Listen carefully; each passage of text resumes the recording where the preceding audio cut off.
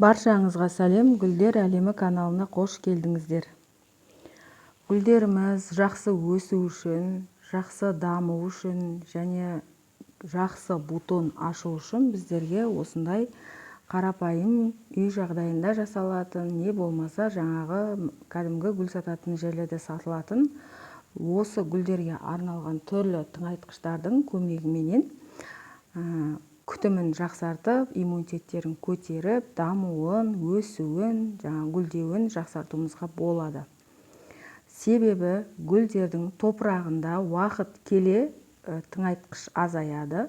Тыңайтқыш азайғаннан кейін біз оның топырағына, не болмаса жапырағына осындай тыңайтқыштарды шашып, топырағына құйып, қайта құнарландырып отыруымызға болады. Сол кезде гүл өзінің тамыры арқылы керекті құнарды алып, өсуі жақсарады, бутон ашып гүлдеуі жақсарады. Ал егерде ондай ешқандай жағдай жасамай, сол бір топыраққа отырғызып қойып, қарапайым қара суды бере беретін болсақ, топырақтағы тыңайтқыш азайғаннан кейін гүлдің жағдайы нашарлайды. Өзіне керекті витамин, дәрумендерді ала алмағандықтан өсу процесі азаяды. Жаңа жапырақ, жаңа стрелкалар шығаруды, былайша айтқанда, тоқтатуы да мүмкін. Кейбір гүлдер гүлдемей қалуы да мүмкін. Көбінше көрермендер жазып жатады, менің осы гүлім осындай кезде гүлдеді, содан кейін әлі гүл ашқан жоқ деп. Түрлі жағдайлардан болады. Ол топырақтың құнарының аздығынан болады, топырақтың құрамының дұрыс болмағаннан болады, не болмаса астындағы горшоктың көлеміне байланысты, суды уақытылы бере алмағаннан, не болмаса күннің, жарықтың жетіспеушілігінен болады. Сол үшін гүлдерді өзіне лайықты ыдысқа отырғызып, өзіне лайықты топыраққа отырғызып, керекті осындай түрлі тыңайтқыштарды, витаминдерді беріп, біз оларға көмектесіп отыруымыз керек. Гүлдің күтіміне осындай нәрселердің бәрі кіреді. Дұрыс топырақ, дұрыс горшок, дұрыс жарық, дұрыс дәрумендер, осының бәрі гүлдің күтіміне кіреді. Ал енді бүгінгі тыңайтқышымыз кәдімгі бананның қабығынан жасалады. Бананның қабығынан жасалатын мен түрлі тыңайтқыштардың басқа әдістерін каналға салғанмын. Оларды ашып көріп, қайсысы сізге оңай, қайсысы сізге ыңғайлы, соны жасап берсеңіздер болады. Каналға тіркеліп, лайк басып, комментария жазып, қоңыраушаны қосып қойыңыздар. Қоңыраушаны қосып қойсаңыздар, түрлі осындай пайдалы видеоларымды өткізбей көретін боласыздар. Ал енді біздің бананымыздың құрамында витаминдердің соншалықты көптігі мен айтпасам да білесіздер. Біздерге мысалы күнделікті балаларымыздың жақсы дамып, жақсы өсуіне дәрігерлер жоқ дегенде күніне бір банан беріп тұрыңыз деп айтады. Себебі оның құрамында витамин өте көп. Ал енді балалардың иммунитетін көтеріп, жақсы өсуіне өте пайдалы. Сол сияқты біздің де гүлдеріміздің дамуына, өсуіне, гүл ашуына көп күш кетеді. Сол себептен осындай түрлі витаминдерді беріп, біз көмектесіп отыруымыз керек. Ешқандай гүлге зияны жоқ, барлық гүлге жарайды. Мысал үшін біздің бананның құрамында қандай дәрумендер бар? Азот бар, фосфор бар, калий бар, кальций, магний, темір, мырыш бар. Одан кейін глюкоза. Глюкоза деген бұл кәдімгі күш энергияның көзі болып табылады. Күш қуаттың көзі болып табылады. Сол себептен мысалы біз өзіміз күнделікті бір стакан құмшекер салып шай ішпесек, кәдімгіде әлсіреп бір түрлі боламыз. Сол секілді бұларға да сондай көмек керек. Осы глюкозамыз кәдімгіде күш қуат береді екен. Енді басқа да калий, мысалы гүлдеудің дамуына, бутон ашуына, гүлдің қанық өзінің цветін беріп тұруына көмектеседі. Кейбір гүлдер сол дәрумен жетіспегеннен гүлдің бутон ашады, бірақ соның түсі басқаша болып өзгереді. Неге? Керекті дәрумен жетіспегеннен. Ал енді кейбір гүлдер мүлдем гүлдемей қалады дәрумен жетіспегеннен. Кейбір гүлдер азғантай бір 2-3 сондай ақ бутон ашып береді. Ал азот бұл біздің гүлдеріміздің сабағының мықты болуына және жапырақтарының қанық жасыл болуына көмектеседі. Азот бұл кәдімгі жасылдықтың дамуына, жақсы стрелка шығаруына, жапырақтардың түсі қанық жасыл болуына жауап береді.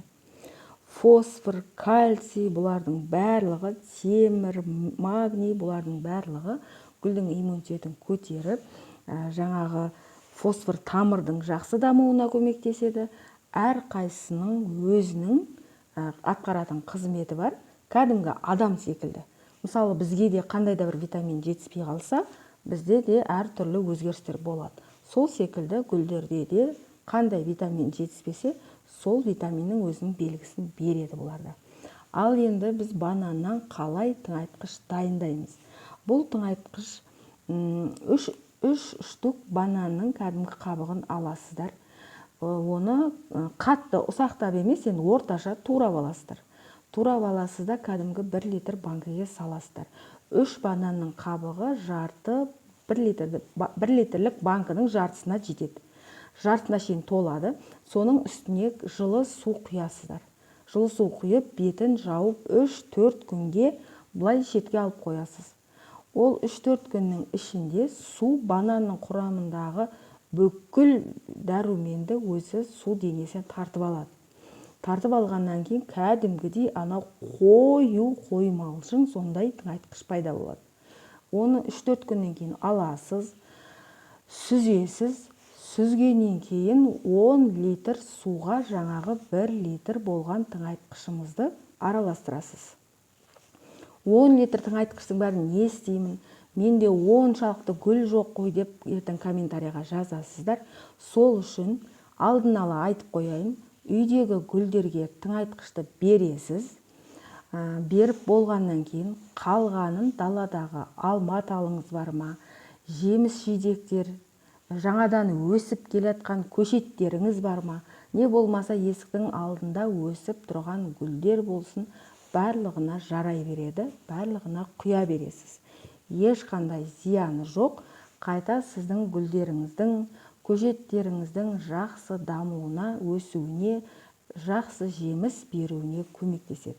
Әсіресе көктем айларында кәдімгідей көшеттеріміз бүршік атып, енді жапырақ ашып келеді даладағы.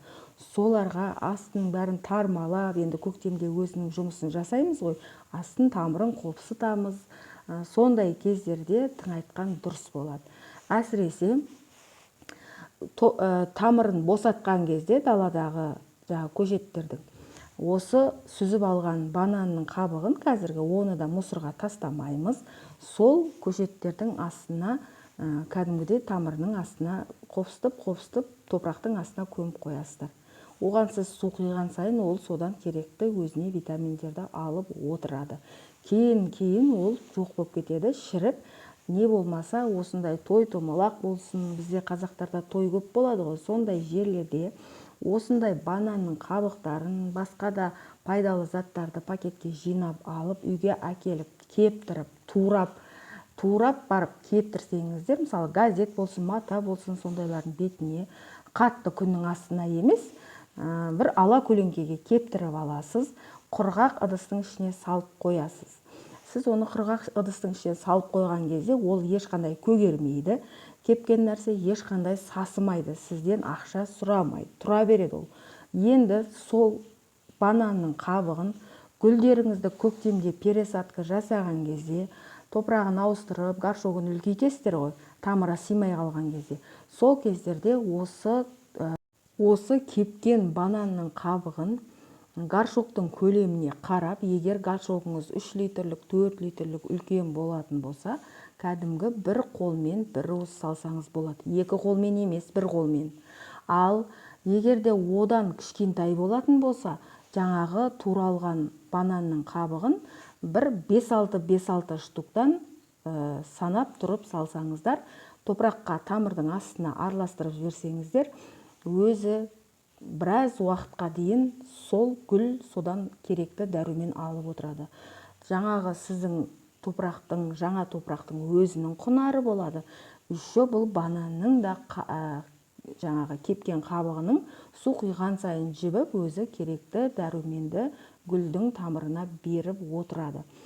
Ал енді бұдан басқа да дәл осы кепкен бананның қабығын дәл осылай даладағы талдарға көктем айларында қазып қопсытып көміп қойсаңыз да болады.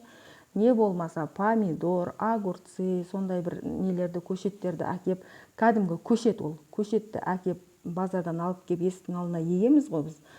Сол көшеттердің де айналасына, тамырының түбіне емес, айналасына қазып су арқылы жаңағы тамыр осыдан алатындай қылып, су келетін жақ бетіне қазып сол жерлерге бір уыс қана бір көміп қойсаңыздар болады. Примерно 2 қасықтан дейінші, дәу 2 ас қасықтан 2 қасық бананның қабығын көміп қойсаңыз, гүл топырақтан ала алмаған витаминді сол бананнан алып отырады. Жаңағы көшеттеріңіз де керемет болып өсетін болады. Ерте көктемде жасау керек. Басқа да, мысалы, биогумус деген шыққан қазір, сондай да тыңайтқыштармен тыңайтсаңыздар болады әрине. Бірақ бұлардың бәрін бекер мұсырға тастағанша, дәл солай кептіріп, анардың қабығын, алманың қабығын, бананның қабығын кептіріп алсаңыз, барлық өсімдіктерге керемет тыңайтқыш. Сатып алмайсыз, сізге кәдімгі тегін биогумус болады. Бүгінгі видео пайдалы болса, каналға тіркеліп, лайк басып, комментария жазып, қоңыраушаны қосып қойыңыздар. Түсінбеген жерлеріңіз болса, айтылмаған жерлер болса, менге комментариядан сұрасаңыздар, мен жауап беремін.